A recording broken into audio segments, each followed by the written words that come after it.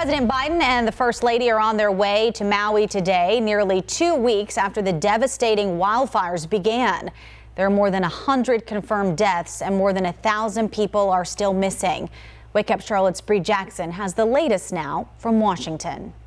Good morning, Sarah. During his trip to Maui, President Biden is expected to meet with first responders and survivors and discuss the next steps in recovery efforts.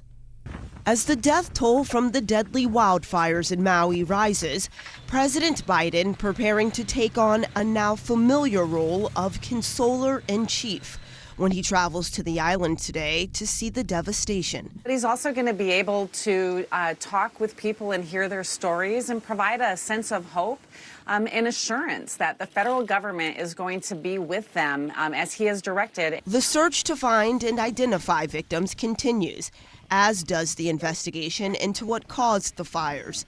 The governor ordering a comprehensive review. We will get to the bottom of exactly how the fire started, how our emergency procedures and protocols need to be strengthened, and how we can improve our defenses to protect us in the future.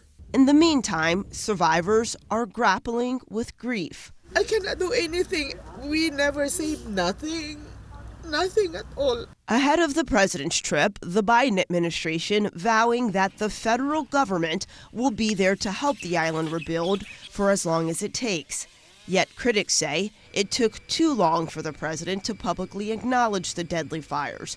But aides say he has been working behind the scenes from the beginning.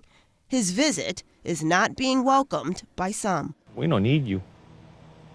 Don't come here. Stay out of our way. Get rid of the red tape. An island facing a long road to recovery ahead. And the White House says that there are more than 1,000 federal personnel on the ground there in Maui to help with response efforts. In Washington, Bree Jackson, Wake Up Charlotte.